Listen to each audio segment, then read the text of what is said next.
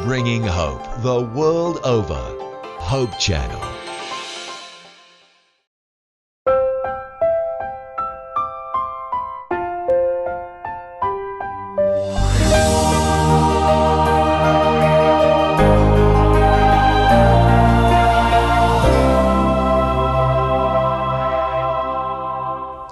Magandang araw po sa inyo lahat, minamahal po namin mga kaibigan.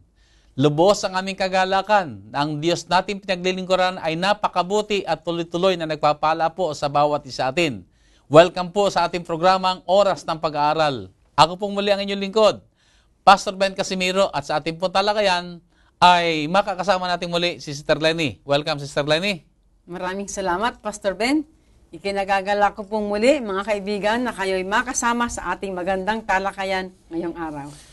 Sa huling leksyon ng ating pag-aaral sa trimestring ito ay ating tutunghayan ang paksang ang karya ni Kristo at ang kautusan. Ang mga mithiin po ng ating pag-aaral sa leksyong ito ay ang ating maunawaan na ang kasalanan at kamatayan ay darating sa kanilang kawakasan. Gayon din naman, hintayin natin may kagalakan ang bagong sanlibutan na ipinangako ng Panginoon na kung saan wala ng paghihirap, wala ng kamatayan, wala ng sakit. Ito ang mapalad na pag-asa ng ating hinintay. At pasyahan din natin ang lubos na pagtatalaga sa kaharian ng ating dakilang Diyos. Bago po tayo magpatuloy, napakabuting tayo muna po ay dumako ng muli sa ating opening prayer at papangunahan tayong muli ng ating tanging panauhin, Sister Lenny. Tayo po'y manalangin. Ama naming banal na nasa mga langit, lubos ang aming kagalakan dahil sa pagkakataong ito muli naman naming matutunghayan ang inyong mga salita.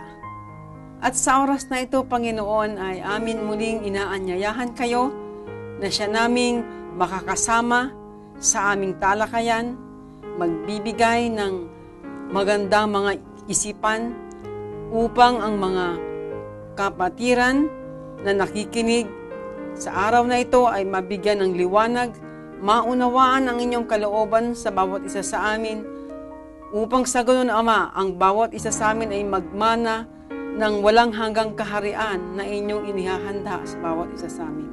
Panginoon, aming inilalapit sa inyo ang oras na ito, lahat ng tagapakinig, buksan ang aming mga puso't isipan, kaming mga magtatalakay, ilagay sa aming mga labi ang inyong mga wika, at nawa, Panginoon, anumang mga kasalanan at kahinaan ay hindi nawa maging hadlang. Patawarin, Panginoon, linisin ang bawat isa sa amin, upang ang inyong banal na Espiritu ay patuloy na mangusap at gumawa sa aming mga puso. Amen. Salamat, Ama, sa patuloy niyong patnubay at pagdinig sa aming mga dalangin. Ito po ang aming hinihiling sa pangalan ng aming Panginoong Jesus. Amen. Maraming salamat, Sister Lenny. Napakaganda ng ating susing talata sa ating paksa sa linggong ito. Mabuti atin tunghayan sa aklat ng Jeremias, Kapitulo 31, sa talatang 33. Ganito ang wika. Kundi ito ang tipan na aking ipakikipagtipan sa sambahayan Israel. Pagkatapos ng mga araw na yaon, sabi ng Panginoon, aking itatala ang aking kautusan sa kanilang kalooban at aking isusulat sa kanilang puso at ako'y magiging kanilang Diyos at sila'y magiging aking bayan. Pagpalain nawa ng Diyos ang napakagandang katiyakang ito, ang pangakong ito, ng pakikipagtipang gagawin ng Diyos sa kaniyang bayan. Sister Lenny, ano ba ang nakita mong kahalagahan ng ating pag-aaral sa linggong ito? Napakaganda ng ating leksyon, Pastor Ben. Gustong-gusto ko, sapagkat ito ay tumatalakay sa walang hanggang kaharian ng Diyos. Ito yung napakagandang isipin na para bagang kapag tayo ay nagdaraan sa mga maraming suliranin sa sanlibutan, ito ang nagbibigay sa atin ng napakalaking ngiti. Sa ating mga labi, sapagkat ito ang solusyon sa lahat ng mga kinakaharap natin sa sanlibutan ito ng mga pagsubok. Especially siguro pagka alam natin napakabigat ng ating problema. So, titingnan natin yung future na ipinangako ng Panginoon sa bagong sanlibutan, sa bagong langit at bagong lupa. Walang hanggan. Wala nang babangon pang mga suliranin. Tuwang-tuwa akong pag-aralan ang paksang ito. At dito, kasabay ng pag-aaral natin ito, ating pag-aaralan ang gawain ng kautusan, ang ginagampanan ng kautusan sa paksang ito. Dahil sa buong trimestre ito, ating tinalakay ang tungkol sa kautusan. Ganun pa man, alam natin, Pastor Ben, na ang kasalanan ay pumasok dito sa sanlibutan sa pamamagitan ng kaaway nating si Satanas, no? At si Satanas, ang kanyang hinamon, ang karakter ng Diyos, na ano pat nung kanyang hinamon, ay talagang nagkaroon ng pagbagsak. At dito nagsimula ang kasalanan. Siya ang pinagmulan ng kasalanan. At dahil din sa kasalanan, sa pagpasok ng kasalanan, ay nasira ang sakdal na kalagayan ng sanlibutan ito nung una. Ganun pa man, tayo magpapasalamat pa rin. Sapagkat ang Diyos ay hindi tayo pinabayaan sa ganung pagkawasak na kalagayan. Sapagkat kanyang ipinadala ang kanyang bugtong na anak. Ito yung rescue mission ng ating Panginoong Hesus. Tama. Upang ibalik tayo sa sakdal na kalagayan.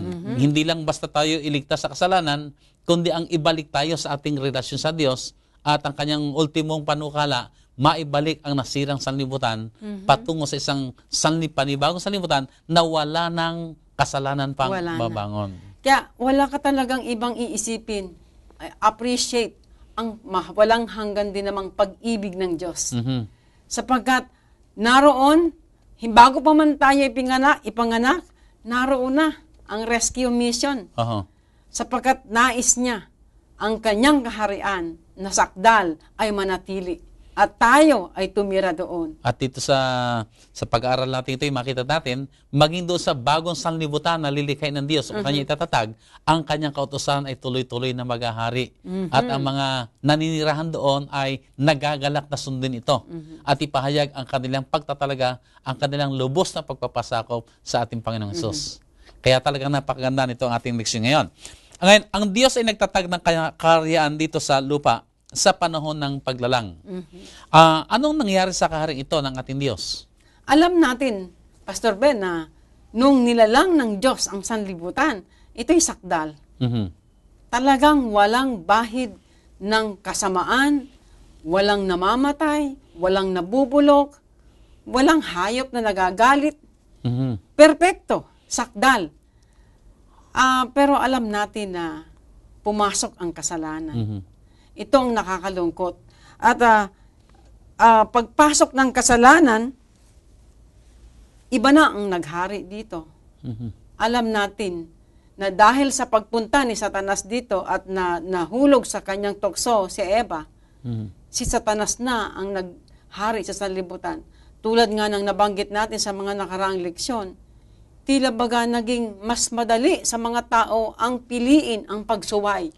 Na ano pat, lumakas ng lumakas ang kapangyarihan ni Satanas. So, nung una, bagamat ito ay dapat sana'y kaharian ng Diyos, naging kaharian na ng kaaway. Nung unang lalangin ng sanlibutan ay si Adan at si Eva kanyang nilalang na ibinigay sa kanila ang kapamahalaan. Sila yung pinapangasiwa. At siyempre, susunod sila ayon sa kalooban ng Diyos. Pero dahil sa pagpasok ng kasalanan, ay nakuha sa kanila. Nakuha sa kanila yung kapamahalaan na yon. At kaya nga, nababanggit na ang sanlibutan ito ay pinaghaharian ni Satanas. Maraming mga sinasabing talata sa bandal na kasulatan. Sa Epeso 2:2, mababasa natin dyan, inilalarawan si Satanas bilang prinsipe. No? Prinsipe ng kapangyarihan sa sanlibutan ito.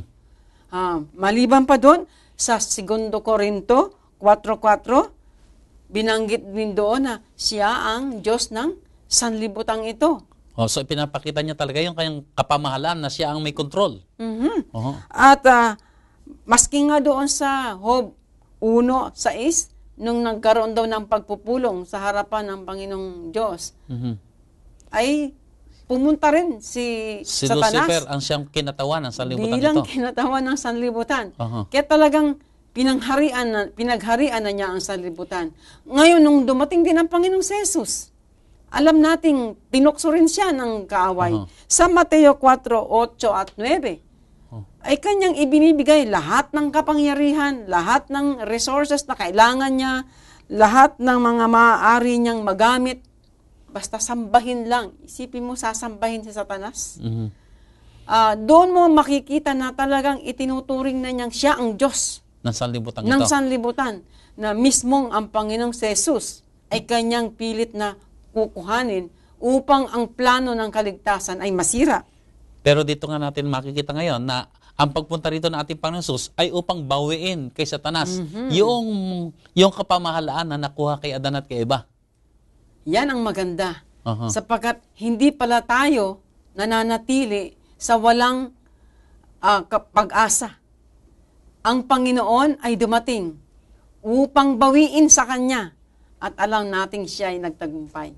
At yung kanyang pagtatagumpay na yun, ang katiyakan na meron tayong pag-asa sa isang panibagong sanlibutan na itatatag ng ating Panginoon, na sa bagong sanlibutan na yun ay hindi na babangon pa ang kasalanan. Now, anong gawain ang ginagampanan ng pagtupad sa kautusan upang maipahayag ang pagkamamamayan sa kaharian ng Diyos? Yan, pagkamamamayan. Yan ay tinatawag nating citizenship. Di ba? Kung tayo ay halimbawa lilipat, nakatira tayo sa ibang bansa at gusto nating doon na manirahan, siyempre mag-a-apply tayo ng citizenship. O ang ginagawa natin, kapag ka nag-apply ka ng citizenship, magkakaroon ka ng panunumpa. At aalisin mo na ang katapatan mo sa pinanggalingan mong bansa at ililipat mo na ngayon ito sa iyong bagong bansa na kung saan nais mong umanib na maging mamamayan. Yan ay nangyayari sa sanlibutan natin. Lalo't ikaw ay lilipat na at doon ka na namumuhay. Ibig sabihin ay may kaharian ng ating kaaway si Satanas, itong sanlibutan, na kanyang pinagarian. Pero since na alam natin na ang Diyos ay mayroong isang kaharian kanyang itinatatag, ay gusto nating mailipat yung ating citizenship mula sa sanlibutan ito na pinagaharian ng Satanas patungo sa panibagong kaharian na pinagaharian ng Diyos. Pero alam mo, sa ating sanlibutan ngayon ay may tinatawag din na dual citizenship. Yun nga eh. Ay, applicable ba ito o paano natin ito titingnan? Pwede bang ako ay citizen sa langit pero citizen din dito sa lupa? Sa Pilipinas, pwede yan eh. No? Ang ating banal na kasulatan ay nagsasabi, 2 Corinto 6:14. Maganda, Pastor Ben, ay basahin natin para masagot ang iyong katanungan. Ang dual citizenship ba ay pwede sa mananampalataya? Huwag kayong makipamatok ng kabilan sa mga di nagsisampalataya, sapagat anong pakikisama mayroon ang katuwiran at kalikuan? O anong pakikisama mayroon ang kaliwanagan sa kadiliman? Makikita so natin. Dito yung nakita natin ngayon, itong kaharian ng kadiliman at saka yung kaharian ng kaliwanagan. Ating pinag-uusapan dito kasi ngayon yung walang hanggang kahariang itinatatag ng Panginoon ay hindi po pwede talaga ang dual citizenship. Hindi maaari. Kailang masupungan tayong tapat sa isa at hindi maaaring tapat sa pareho. Kapag ikaw ay magpapangako ng katapatan sa Diyos, abay talikuran mo ang katapatan o ang paggawa ng mga bagay sa kaharian ng kaaway. No? Katulad din ng kapag ikaw ay lilipat ng citizenship sa ibang bansa, aalisin mo na ang iyong katapatan sa pinanggalingan mo. Ililipat mo na sa kabila. Ito rin ang hinahanap sa atin. So, tatalikuran na natin. So halimbawa, bigyan natin halimbawa, ayaw ng kaharian ng kadiliman ang kautusan ng Diyos. At siya ilaban dito. Pero ang sa Diyos namang kaharian ay ito yung ipinapatupad. Ibig sabihin, kung tayo ngayon ay mag-change of loyalty, ay kung dati tayo ay ayaw din sa kautusan, ay ngayon ay mag-change na tayo ng loyalty natin sa kaharian ng Diyos, ay pipiliin na natin ngayon at papasyang kagalakan na natin sundin ang kanyang mga kautusan. Maganda. Magkakaroon tayo ng change of loyalty, change of allegiance, mula sa sanlibutan patungo sa kaharian ng ating Panginoon Diyos. Sapagkat sinasabi din sa Juan 14:15, maganda, Pastor Ben, ay basahin mo rin yun, sa Juan 14:15, ay talagang doon mo makikita kung bakit dapat nating gawin ang pagsunod sa kanyang kautusan. Kapag tayo ay lumipat na ng ating katapatan bilang mamamayan Okay, ng ganito ang Diyos. sabi sa aklat ng Juan 14:15. Kung ako'y inyong iniibig, ay tutuparin ninyo ang aking mga utos. So ang kahayagan ng pagsunod o pagtupad sa kautusan ng Diyos, ang basehan nito ay ang pag-ibig natin sa ating Panginoong Hesus. Kaya kapag tayo ay naroon na ang allegiance sa Panginoon, Oo. yan, sinasabi mo kanina, tutuparin natin ang kanyang mga utos. Pero hindi basta masunod lamang, kundi kagalakan nating sundin. At ang basihan dahil mahal natin ang Panginoon. Yan. Pag-ibig. Hindi sapagkat napipilitan lamang tayo dahil gusto natin sa karyang ito, wala akong magawa, kundi sumunod sa kanyang mga utos, hindi ganoon.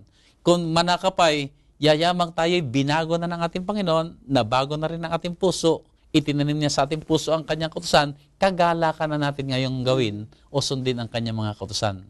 Kapag lumipat ka na ng pagiging mamamayan, gagawin mo na talaga ang naroon sapagkat yun na ang kalakaran doon sa bagong kaharian na yun. Sa ating pag-aaral ay makita natin, bagamat ang Diyos ay Diyos ng pag-ibig. Yan ay talagang idiniin sa ating leksyon, na ang Diyos ay pag-ibig.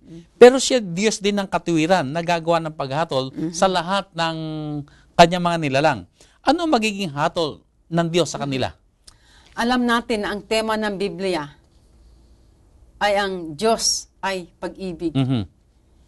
Mula pa sa simula, panahon ni Adan at ni Eva, nakita na natin kanina, dahil sa kanyang pag-ibig, ang plano ng kaligtasan ay ibinigay kaagad nang sila ay nahulog sa pagkakasala. Ganun pa man, bagamat siya ay Diyos ng pag-ibig, Diyos din siya ng paghatol. At siya ay maghahatol doon sa mga taong ayaw sumunod. Sapagkat hindi naman siya namimilit. Maganda siguro, Pastor Ben, ay ating basahin ang ilang talata sa banal na kasulatan tungkol dito sa paghatol. No? Alam natin na sa nakaraang mga leksyon na ang pamantayan ng paghatol ay ang kautusan. Ano ba ang magiging, sabihin nating, buhay ng taong nasa pagkakasala? Na ano pa sila ay dapat lamang hatulan. Tingnan natin yung pagkakaiba ng buhay ng mga taong ito. Basahin natin ang 1 Corinto 6, 9 hanggang 11 para makita natin ang mga taong hahatulan. Okay, sa aklat ng 1 Corinto, Corinto, Kapitulo 6, 9 hanggang 11. Okay, ganitong wika. O hindi ba ganyo nalalaman na ang mga liko ay hindi magsisipagmana ng karya ng Diyos? Huwag kayong padaya, kahit ang mga mapakiapid, ni ang mga mananamba sa Diyos-Diyosan, ni ang mga mangangalunya, ni ang mga nang bababae, ni ang mga mapakiapid sa kapwa lalaki, ni ang mga magnanakaw, ni ang mga masasakim, ni ang mga manglalasing, ni ang mga mapagtungayaw, ni ang mga manlulupig, ay hindi mangagmamana ng kaharian ng Diyos. At ganyan ang mga ilan sa inyo. Ngunit nangahugasan na kayo. Ngunit binanal na kayo. Ngunit inaring ganap na kayo sa pangalan ng Panginoon Kristo at sa Espiritu ng ating Diyos. Yan. Malino, di ba? Nakita natin ang dalawang uri ng mga taong hahatulan sa huling panahon. Silang mga sumasalangsang sa kautusan at silang mga nanampalataya at inaring ganap. Basahin mo ba, Pastor Ben, ang sinasabi sa Apokalipsis 22, 14 at 15. Okay, ganito wika. Apokalipsis, Kapitulo 22, talatang 14 at 15. 14 at 15. Mapapalad ang nangaguhugas ng kanilang damit upang sila'y magkaroon ng karapatan sa punong kahoy ng buhay at makapasok sa bayan sa pamamagitan ng mga pintuan. Nangasa labas ang mga aso at ang mga manggagaway at ang mga mapakiapid at ang mga mamamatay tao at ang mga mapagsamba sa Diyos-Diyosan at ang bawat nag-iibig at gumagawa ng kasinungalingan. Makikita natin dito, Pastor Ben, ang pagkakaiba ng mga taong nasa loob at nasa labas ng kaharian ng Diyos. Na yung mga nasa loob, sila yung mga nagsisisunod at nagtumutupad ng mga utos Samantalang ang mga nasa labas, sila yung mga sumasalansang. Kaya nga natanong mo kanina, ano ang kahatulan kung hindi nila nasusunod ang kautusan? Basahin natin sa 2 Tesalonica 2:8 at 10. Okay, ganito wika. At kung magkagayoy, mahayag ang tampalasan, napapatay ng Panginoong Hesus ng hininga ng kanyang bibig, at sa pamamagitan ng pagkahayag ng kanyang pagparito ay lilipulin. Talatang 10. At may buong daya ng kalikuan na nangapapahamak sapagkat hindi nila tinanggap ang pag-ibig sa katotohanan upang sila'y mangaligtas. Yan. Sila'y lilipulin. Mhm. Hindi nila tinanggap ang katotohanan, kaya't sila ay lilipulin. So ito ang magiging kahatulan sa kanila. Mhm. Subalit doon sa mga sumunod sa kautusan ng Diyos, ay sila yung mga makakasama niya sa loob ng kanyang kaharian. Basahin mo, Pastor Ben, sa 1 Corinto 6:11. Iyan ang magiging karanasan ng mga sumusunod sa Kanya. At ganyan ang mga ilan sa inyo, ngunit nangahugasan na kayo, ngunit binanal na kayo, ngunit inaring ganap na kayo sa pangalan ng Panginoon Hesukristo at sa Espiritu ng ating Diyos. Sila ay inaring ganap sa pamamagitan ng Panginoong si Hesukristo. Pero sila dati rin mga manggagawa, yan, sila dati rin mga nagbaliwala sa kautusan. So balit sila inaring ganap na ng ating Panginoon. Kaya nga ang sabi sa Roma 3:28, nabasa na natin noong una, sila ay inaring ganap sa pananampalataya. No? Inaring ganap sa pananampalataya na hiwalay sa gawa ng kautusan. Mhm. Gayunman, ipahahayag niya na mapapalad ang sumusunod sa kanyang kautusan sapagkat sila ay magkakaroon ng pagkakataong umupo doon sa punong kahoy ng buhay. Aha. Sila ay doon patutungo sang-ayon sa Apokalipsis 22:14, di ba? Pansin natin na sila inaring ganap sa pamamagitan ng pananampalataya na ito'y hiwalay sa kautusan. Gayon may sila'y sumunod sa kautusan ng Diyos. So, ibig sabihin ay sila inaring ganap ng Diyos na hiwalay sa kautusan. Pero, hindi ibig sabihin ay babaliwalay nila ang kautusan. Manakapay, nung sila inaring ganap ng ating Panginoon, ay naging kagalakan naman na nila ang tumugon sa pagliligtas ng Diyos sa pamamagitan ng pagsunod sa kanyang mga kautusan. Nabasa mo kanina yung mga ginagawa na pagsalangsang, di ba? Mhm. At doon sa mga nasa loob ng kaharian, wala sa kanila ang pagsalangsang na yon. Kaya nga makikita natin na ang pagsunod ay nakita sa kanila Okay. na mga naligtas. Dito sa sakdal at walang hanggang kaharian ng Diyos, babangon pa kayang muli ang kasalanan at kamatayan? Ang gandang tanong, Pastor Ben. Aha. Yan ay tanong ko rin noon eh. Sabi ko, sa langit kaya wala nang pag-asang bumangon ang kasalanan. Samantalang sa langit din naman nagsimula yung Kasalanan. di ba? Oo. Nung si Lucifer ay nagrebelde sa Diyos, saan nangyari yun? Di ba sa langit yun? Sa langit. Paano kung halimbawa, tapos na ang sanlibutan, dumating na muli ang Panginoong Jesus sa ikalawa, at tayo ngayon ay halimbawa ay naroon na sa langit. Mhm. Paano? Babangon pa kaya ang kasalanan? Paano? Hindi mauulit na naman ang gawa ng pagligtas. Yun ay malaking katanungan ko noon. Pero magandang pag-aralan natin ang mga nababasa natin sa banal na kasulatan. Pansinin natin, Pastor Ben, doon sa Genesis 2:17, makikita natin na iniligay ng Diyos ang isang puno sa Harden ng Eden. Di ba?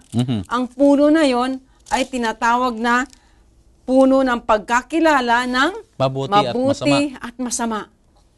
At maliban pa doon, sa puno na naroon, ibinigyan din niya ng kapangyarihan ang ating unang mga magulang na pumili kung sila'y susunod o susuway. Ito yung kapangyarihan ng pagpili. Ito yung una nating pag-aaral na bahagi ng pagkakalikas sa tao bilang isang taong moral ay meron tayong kakayahang pumili. Pwede tayong pumili ng masama, pwede tayong pumili ng mabuti. Pwede tayong umibig, pwede nating piliin din ang huwag umibig. Kasi tayo moral being na may kapangyarihang pumili. So nabanggit mo nga, nung unang lalangin si Adan si Eva, ay naroon sa kanila yung kakayahan ng pagpili. At naroon din naman yung punong kahoy ng pagkakilala ng mabuti at masama. Ibig sabihin, kung pipiliin nila ang gawa ng mabuti, pwede. Kung pipiliin nilang gumawa ng masama, pwede rin. So, sapagkat sila'y moral being na may kalayaang pumili ng kanilang gustong piliin. Ito, Pastor Ben, ang mabigat. Mhm. Itong dalawang ito, alam natin na ito yung kapangyarihang pagpili. Dito natin nakita kung paanong bumagsak ang tao sapagkat pinili nila ang sumuway, ano? Pero sa bagong langit at bagong lupa, sa walang hanggang kaharian ng Diyos, pansinin, Pastor Ben, naroon pa rin ang puno ng pagkakilala ng masama at mabuti. At maliban pa doon, naroon pa rin ang kapangyarihan ng tao na pumili. So, hindi aalisin. Hindi aalisin. Hindi ka ba kinakabahan nun, Pastor Ben? Kaya narito ang tanong, kung sa hindi nakakaalam, pwede ka talagang kakabahan. Kasi, paano yun? Naroon pala uli. Kumbaga, sa bahay, yung kutsilyo ikinalat mo sa sahig, nasugat yung anak mo nung una, naroon pa rin pala nung after na masugat siya, no? Pagkatapos masugat. So, hindi kaya siya ay masugat muli. So, nandoon yung posibilidad. Posibilidad. Pero, pag-aralan natin ang banal na salita, ang sabi sa atin sa Apokalipsis 21:4, basahin mo, Pastor Ben, napakaganda. Ang sabi rito, at papahirin niya ang bawat luha sa kanilang mga mata, at hindi na magkakaroon ng kamatayan, hindi na magkakaroon pa ng dalamhati, o ng pananambitan man, o ng hirap pa man, ang mga bagay ng una ay naparam na. Yan. Pansinin, Pastor Ben, sa bigat ng naging bunga ng kasalanan, bagamat may kapangyarihan pa silang pagpili, hindi na nila pipiliin pa ang magkasalang muli. Sa haba-haba ng kasaysayan, na kung saan naghirap ang libu-libong mga tao, milyon-milyong mga tao, nakita na ng lahat ang bunga ng kasalanan. Hindi na nila kailanman pipiliin ang magkasala. Kaya nga't sabi sa iyong binasa sa Apokalipsis 21, mapaparam na. At anong sinabi doon? Mawawala na ang pagtangis. Ang pagluha ay mawawala na at hindi na rin magkakaroon ng kamatayan. Lahat ng hirap ay mawawala na. Sa mensabi ay, dinaanan mo na ang kamatayan, dinaanan mo na ang paghihirap, sino pa ba pipili ron? Kaya masasabi talaga natin, naroon pa rin yung ating kapangyarihan pumili. Pero sinong pipilin ay kayo muli pang maghirap, dinaanan mo na yon. Ang sabi nga ay, matuto na tayo ng ating leksyon. At kung makita na natin ang kabutihan ng ating Diyos, kung paanong ginawa niya ang lahat ng sakripisyo para tayo ligtas, ay yayamang tayo nagmamahal sa ating Panginoon. Sino ang pipili na siya muling mapakong muli? Kaya tama ang sinabi mo nga, ay nandoon yung ating power of choice, pero pipiliin natin. Gagamitin pa rin natin yung kapangyarihan pumili. Pero ang pipiliin natin ay hindi na ang muli pang maipako ang Panginoong Hesus sa kadahilanan ng kasalanan, kundi ang tayo maging masunuri na sa lahat ng kanyang kahilingan. Nabanggit mo kanina, no? May naisip lang akong bigla na sa dami ng dinaanan natin sa sanlibutan ito. Now, tingnan natin ang Bible. Yung unang 2 kapitulo sa aklat ng Henesis, wala pang kasalanan. At yung 2 kapitulo sa dulo ng Apokalipsis, wala na rin kasalanan. Sa pagitan yan ay napakaraming kasaysayan ang naganap. Mas makapal. Mas makapal na nakita natin ang napakaraming suliranin na bunga ng kasalanan. Na ang isang pinakamatinding naging bunga nito, yung kamatayan. Ay ang kamatayan ay talagang ito'y napakahirap harapin. Pero ang solusyon dito ay ang ating Panginoon Hesus na siya ay nagbigay ng kanyang buhay para tayo magkaroon ng pag-asa sa buhay na walang hanggan. At dahil dito makita natin, wala nang pipili pa na ang ating Panginoon Hesus na minamahal natin ay muling ipako sa cross sa kadahilanan ng maling pagpili. So magiging mas matalino na tayo ngayon at mas magiging maibigin na tayo sa ating Panginoong Hesus ngayon at ang ating kaligayahan dito ay ang ating pasayahin ng ating Panginoon na gumawa ng lahat para sa ating kapakanan. At ang katuwiran ng Diyos ang siya nang maghaharing lubos doon sa bayan na yon at hindi na kailanman maghahari ang kamatayan. So kung magkagayon ay talagang hindi na muli pang babangon ang kasalanan at ang kamatayan. Anong prinsipyo ang nakakatulong sa atin na maunawaan na ang kasamaan ay hindi na muli pang mauulit? Sa walang hanggang kaharian ng Diyos, ang kautusan ay nakalagay na sa kanilang puso at isipan. Maganda siguro, Pastor Ben, basahin mo muli ang ating talatang sa uluhin. Sa Jeremias 31:33. Okay, ganito. Sabi, sa aklat ng Jeremias 31, talatang 33. Kundi ito ang tipan na aking ipakikipagtipan sa sangbahayan ni Israel. Pagkatapos ng mga araw na yaon, sabi ng Panginoon, aking itatala ang aking kautusan sa kanilang kalooban at aking isusulat sa kanilang puso at ako'y magiging kanilang Diyos at sila'y magiging aking bayan. Kapag sinabi natin nakasulat na o nakalagay na sa kanilang puso at isipan, nagiging natural na sa kanila ang pagsunod. Hindi na to yung pilit na ginagawa. Parang hindi mo iniisip, sadya mo nang nagagawa. Natural na lamang sa'yo ang pagsunod sa kanyang kautusan. Ito yung na-develop na yung lifestyle sa atin. Ang ating ngayon, ang ating pagkahilig ay gumawa ng kasalanan. Pero kapag nagkanito, ang ating pagkahilig naman ay ang pagsunod. So higit na mas mahirap ng gumawa ng kasalanan sapagkat ang ating inclination ay ang pagsunod sa kalooban ng Diyos. Kaya kapag ikaw ay ipinanganak na muli, ito ay nag-aakay sa iyo ng pakikipagkasundo sa Diyos. No? Iyon ang hinahanap ang kalooban ng Diyos sa iyong buhay. Hindi ka na lumalayo, ang direksyon ng iyong lakad ay patungo na, papalapit sa ating Panginoon.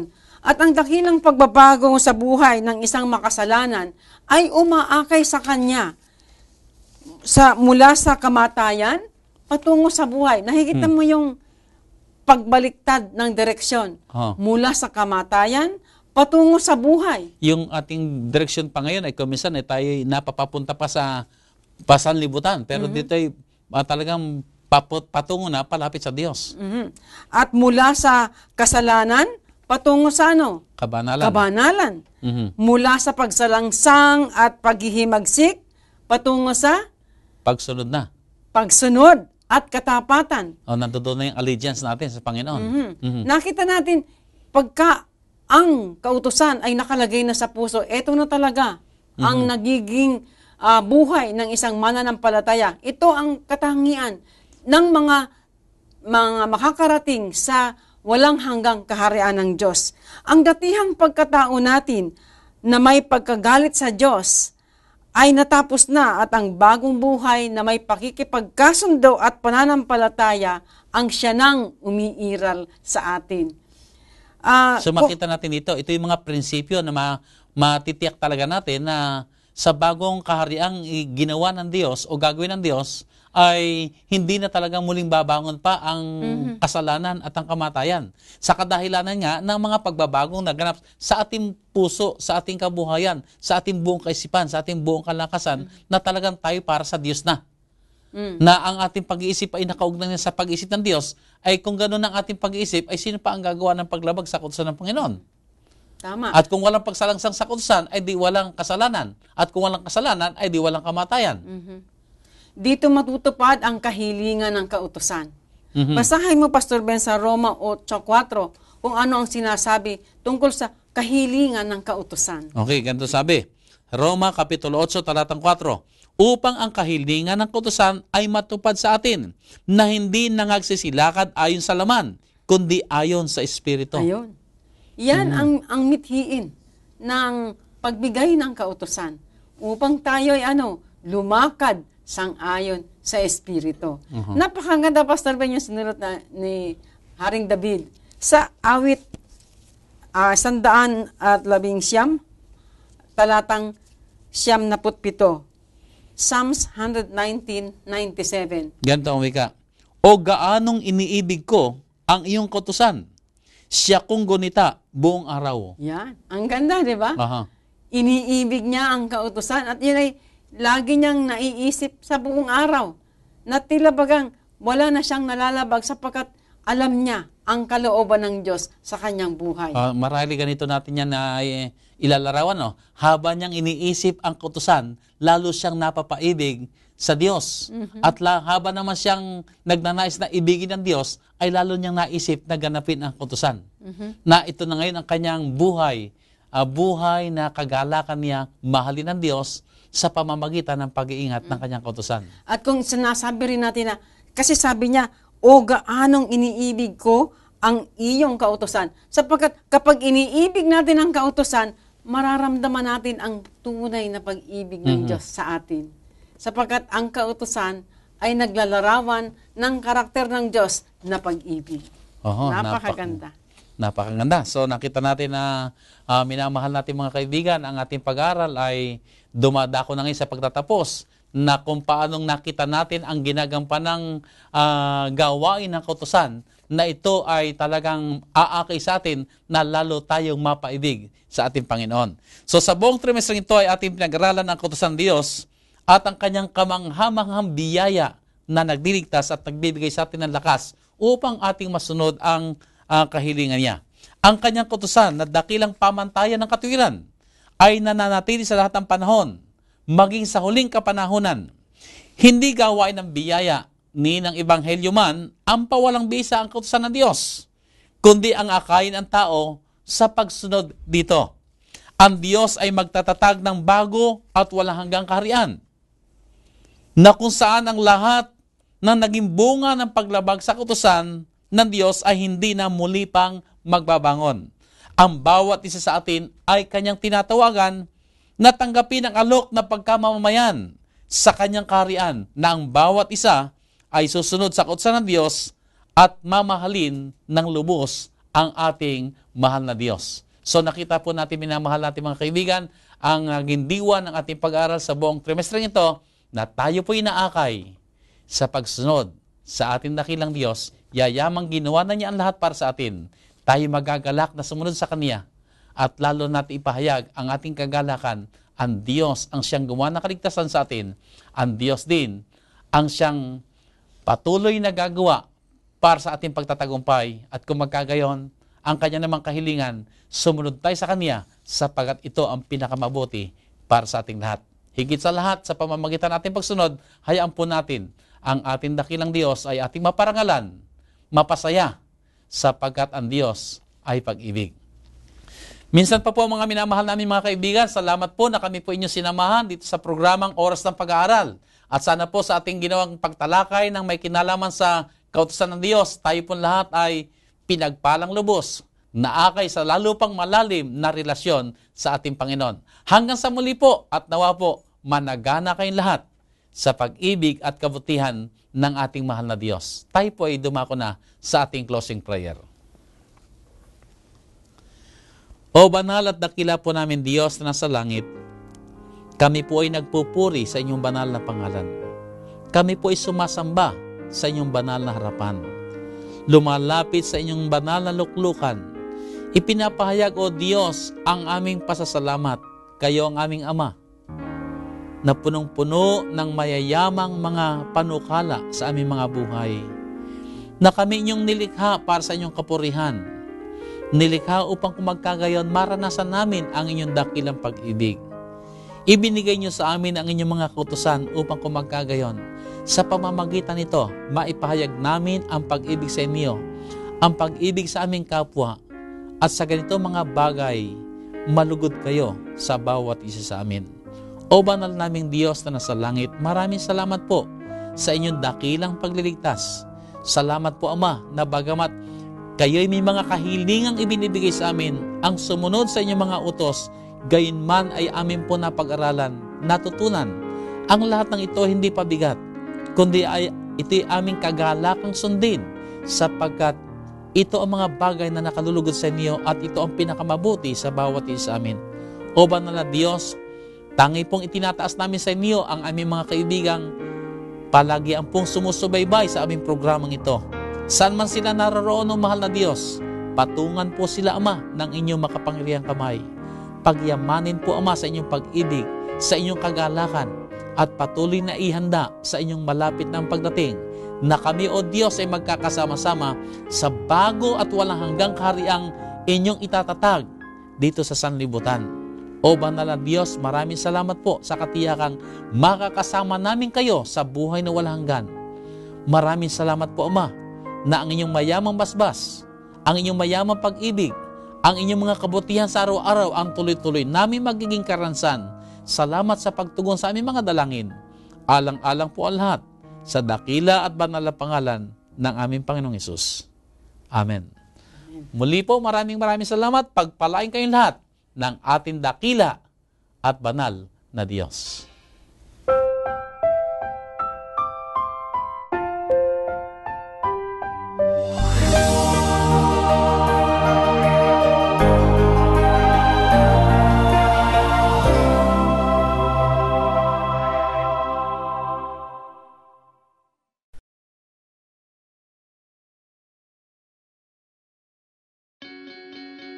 We are people, and we love to get connected.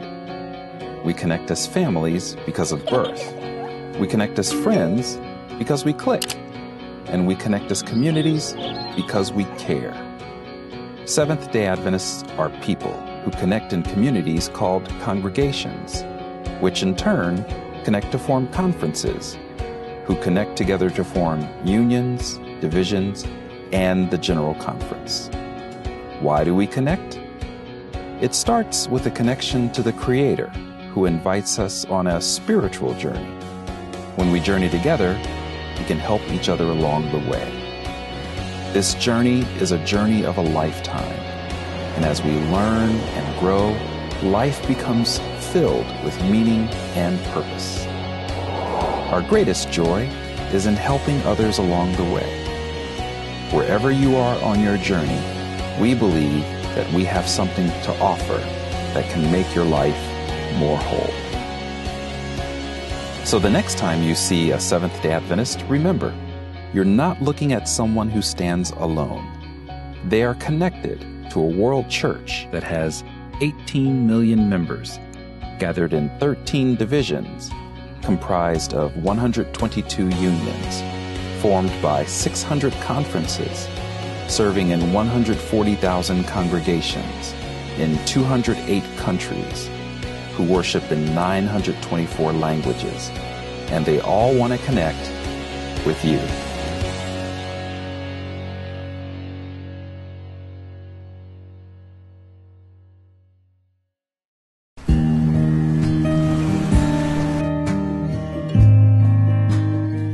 Every hour of every day, someone, somewhere, is praying for the outpouring of the Holy Spirit.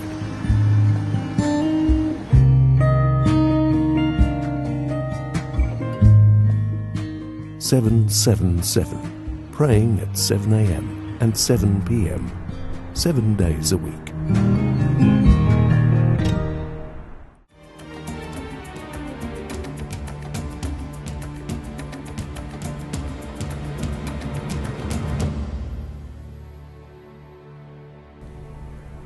For today's Hidden Treasure, we will take a closer look at a lamb. You see, the idea of a lamb is very important in the Gospel according to John. But what was so significant about a lamb? Well, when we look at John chapter 13, we read about the Last Supper that Jesus had with his disciples. We often think about the Last Supper as the Passover meal. But if we carefully read the Gospel of John, we'll see that that's not the case. You see, during the Passover meal, the centerpiece of the meal was a lamb. And the Passover lamb could only be eaten if it was slaughtered in the temple at the very same day of the Passover meal. Yet, in his Gospel, John seems to go out of his way to let all of us know that Jesus and his disciples did not eat lamb during their Last Supper. Let's take a closer look together. John 18:28 clearly states that the Jewish leaders led Jesus from Caiaphas to the praetorium, but they themselves did not go into the praetorium, lest that they should be defiled, but that they might eat the Passover. So, this would mean that the supper that Jesus and his disciples had took place before the Passover meal. We get further confirmation of this in John chapter 13 verse 1, which states that the Last Supper took place just before the Passover festival. This leads us to a very important question. So what? Why does it matter that Jesus and his disciples did not eat lamb for their last dinner, and why does John go out of his way to make sure we know that? Is John trying to say that Jesus was a vegetarian? Definitely not. The reason for making this point is so much bigger and so much more important. We see the reason why the very next day after the Last Supper, Jesus is crucified at midday. It was the very same time of the day when most scholars believe the Passover lambs were slaughtered in the temple. John tells us that Jesus and his disciples did not have lamb at their Last Supper because Jesus is the Lamb. He is the fulfillment of the Passover. Just as John's Gospel states in the very first chapter, Jesus is the Lamb of God who takes away the sin of the world. And that's today's Hidden Treasure.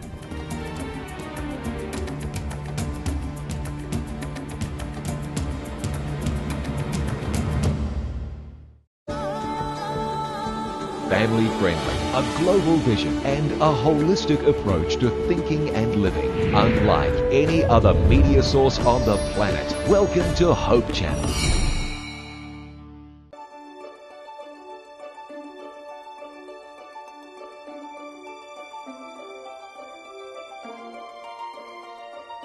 In the beginning, God created the heavens and the earth. The earth was formless and empty, and darkness covered the deep waters. And the Spirit of God was hovering over the surface of the waters. Then God said, "Let there be light." And there was light. God called the light day, and the darkness night. Then God said, "Let there be a space between the waters, to separate the waters of the heavens from the waters of the earth." God called that space sky. Then God said, "Let the water beneath the sky flow together into one place." So the land may appear, and let the land sprout with vegetation. Then God said, "Let lights appear in the sky to separate the day from the night." God made two great lights, the sun to govern the day, and the moon to govern the night. Then God said, "Let the waters swarm with fish and other life. Let the skies be filled with birds of every kind." Then God said, "Let the earth produce every sort of animal, each producing offspring of the same kind." Then he said, "Let us make human beings in our image to be like us. They will reign over the earth and everything that is on earth." Then God looked over all he had made, and he saw that it was good.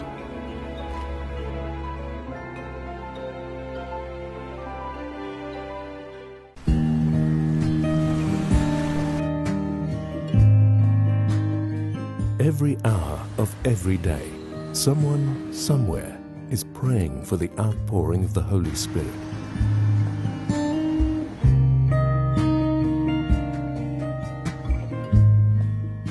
"777", praying at 7 a.m. and 7 p.m., 7 days a week. Hope broadcasts everywhere in the world with 10 global channels and is affiliated with more than 50 production studios on 6 continents. The result? Hope Channel provides a diverse programming mix in many of the world's major languages. Hope is more than great television. It's a donor-supported ministry that's part of an international family of educational institutions, churches, retail outlets, and hospitals. Welcome to Hope Channel. Every project, every shooting, every dream that comes true comes with a price, hard work. But with every production, every script, every realized dream comes a renewed heart and life. For every broadcast, every sermon, every song, there is an opportunity to reach hearts. All of these are part of the great mission of life, to plant hope.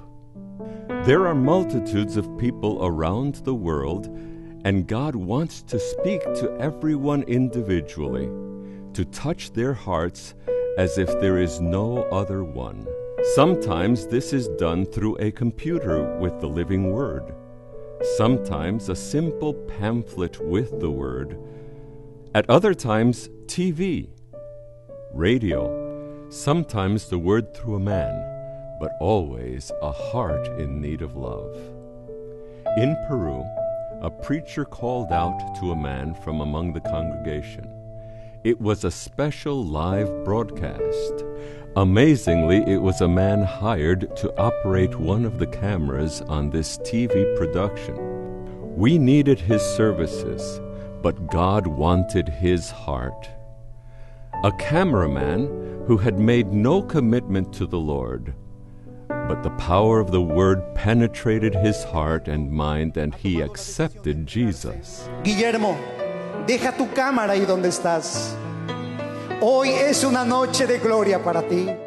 Guillermo left his post at the camera and came to the front of the church. Te bautizo en el nombre del Padre, del Hijo y del Espíritu Santo. Amén. Guillermo Eduardo abandoned his secular life and was born to a new era. Guillermo, in his media production, was only building the ark. But now this ark became his avenue of salvation. Just as Christ revealed himself in the Jordan as the Son of God, so it was that he revealed himself in the life of Guillermo. God desires to plant his seeds of hope in homes and in churches through the use of satellite media. And Jesus says, "What I tell you in the dark, speak in the daylight. What is whispered in your ear, proclaim from the roofs." This message of hope encourages us to shout from the rooftops through satellite dishes and antennas that Jesus is our hope for salvation.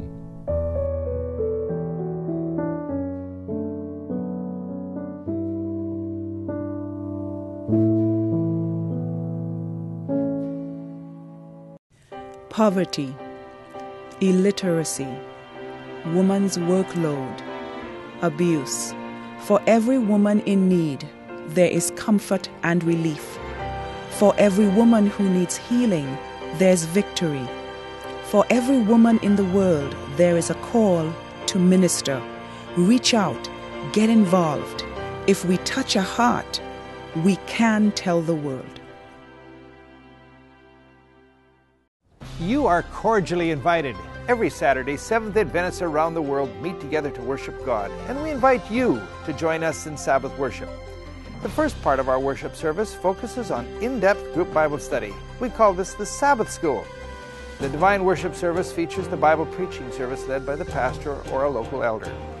The entire service features prayer, enthusiastic singing, music, and fellowship. We extend a warm invitation for you to join us.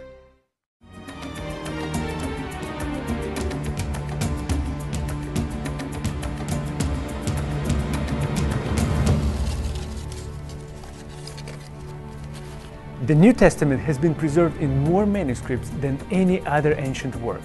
There are more than 5,500 manuscripts that contain different portions of the New Testament in Greek. They range from the 2nd century all the way to the 15th century, when the printing press was invented.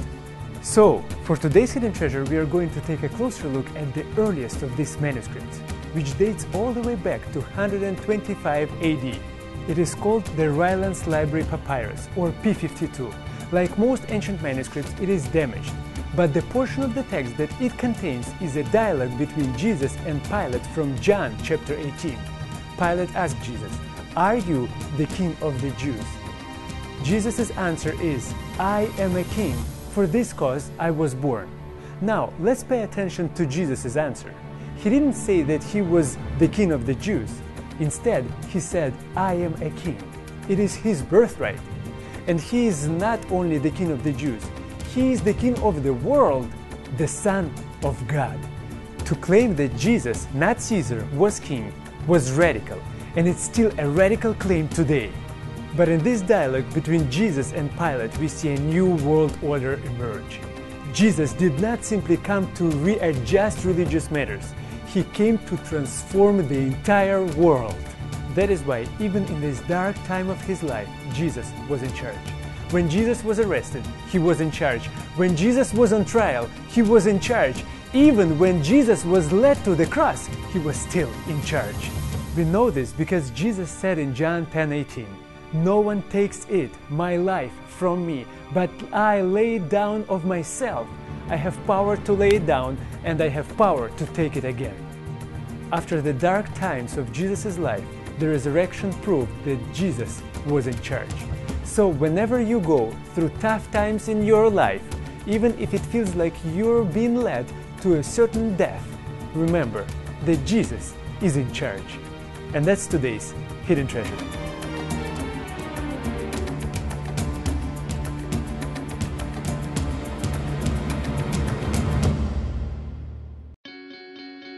We are people, and we love to get connected.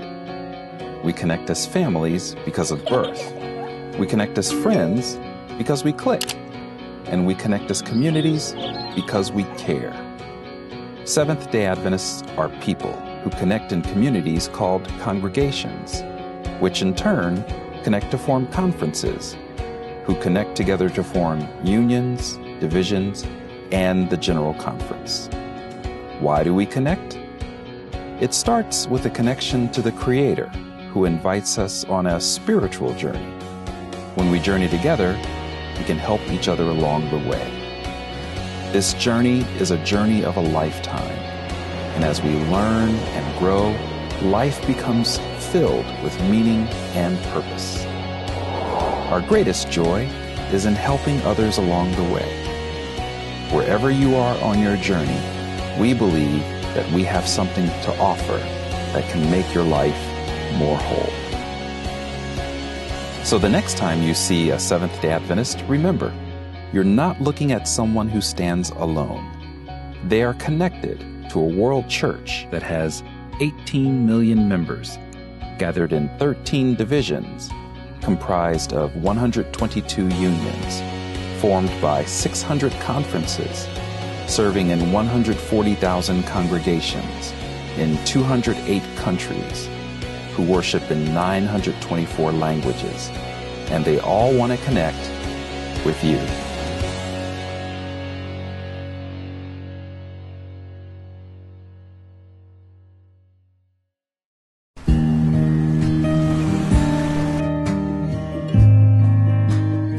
Every hour of every day, someone, somewhere, is praying for the outpouring of the Holy Spirit.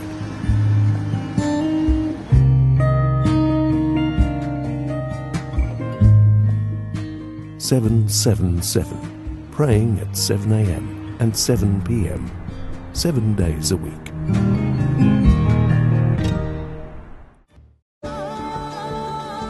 Family friendly, a global vision, and a holistic approach to thinking and living, unlike any other media source on the planet. Welcome to Hope Channel.